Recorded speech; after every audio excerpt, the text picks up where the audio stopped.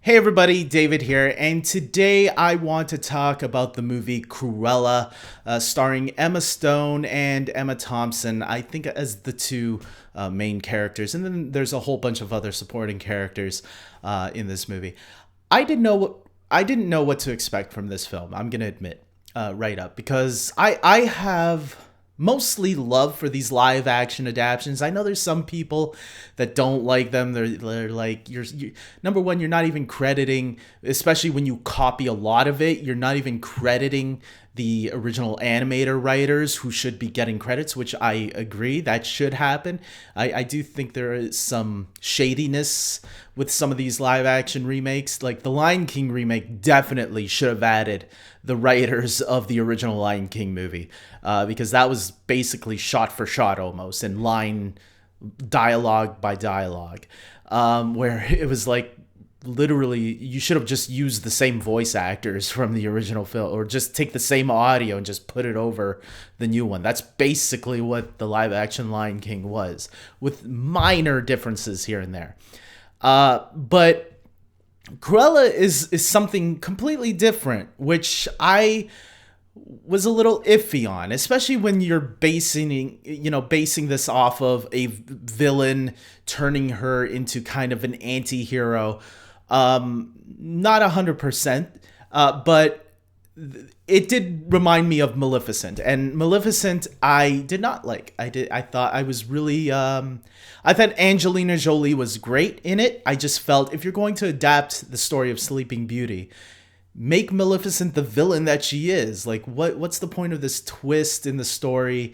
So I kind of thought Cruella was going to turn out to be something stupid or boring and fluffy. But Cruella actually turns out to be a really fun film. I had an enjoyable experience watching this movie and thought Emma Stone was terrific in it. I thought Emma Thompson as the villain was great. I really liked the two henchmen that Cruella has in the 101 Dalmatians movie, Jasper and Horace.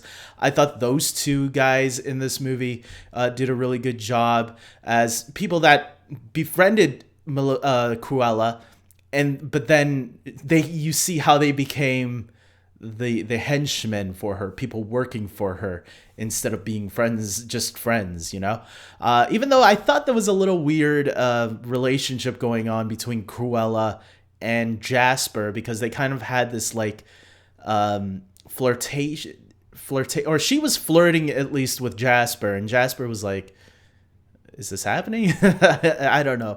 I felt like it was an odd choice, especially since we know them from the cartoons to be their henchmen, and that's it. So for her, that's the impression I got anyways. I don't know if anybody else got that. But for the most part, I thought at first maybe the film was a little predictable, but then there was some stuff at the end that happens that I was like, oh, not as predictable as I thought it would be, at least for me. I really did like the allusions and references and Easter eggs to the 101 Dalmatians story. Obviously, you can't do a Cruella movie without the Dalmatians themselves, and they fit into this story somehow. I didn't know how I'd feel about an origin story for this character. I didn't think it was needed, and they actually pulled it off, I felt, rather well, and in a really cool, hip way. I thought would be cheesy, but it didn't turn out to be that way. It turned out to be a really cool story about this character who tried to be good and then just goes down this dark path. Now, whether she's fully evil at the end or not, I guess that's up to the person. I felt this was a better way of handling a Disney villain origin, or making them an anti-hero-ish in a way, than Maleficent did. And I think for that, I have to applaud this film for doing a much better job at it. And I was pleasantly surprised and happy that, by the end of the movie, I had like a nice geeky smile on my face, thinking, this was actually a pretty good movie. I like the songs that they had throughout the movie, that old school 70s type music to give you that feel of that era.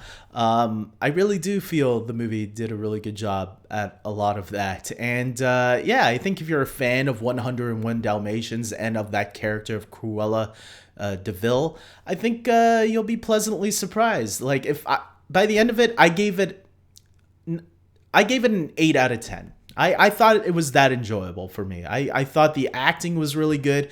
Like I said, specifically from Emma Stone and Emma Thompson, and the supporting cast. The rest of the supporting cast are all really good too. The score, the lighting, the cinematography. I thought all of it was really well done, man. And could it have been better? Yeah, of course. Any film can be better. But for what they were able to pull off, I thought, hey, they impressed me. You know, I would probably put this in my top 5 live action Disney reimaginings or remakes or whatever you want to call it. Yeah. So with that being said, guys, comment below and tell me your thoughts on this movie. I really had a good time with it, and I hope you guys did too. Hopefully you guys were able to see it in theaters. I know some people get to see it in theaters. I didn't get to see it in theaters, unfortunately. I probably would have if a theater was nearby me open. Unfortunately, there's no theaters nearby me, so I did not get that chance. But if you did, that's great. This movie looks like a worthy movie to check out in the theaters, I thought. Maybe the movie went a little bit longer than it should have. But for the most part, I was okay with the length of the film. I know some people are complaining a little bit about the length, but I felt it was fine. So I handled myself pretty well. So I was able to watch the full 2 hours and be entertained. So, but other people might think 2 hours and 20 minutes is like a little bit too long. It's a little bit shorter than 2 hours. I think it was like 2 hours and 17 minutes.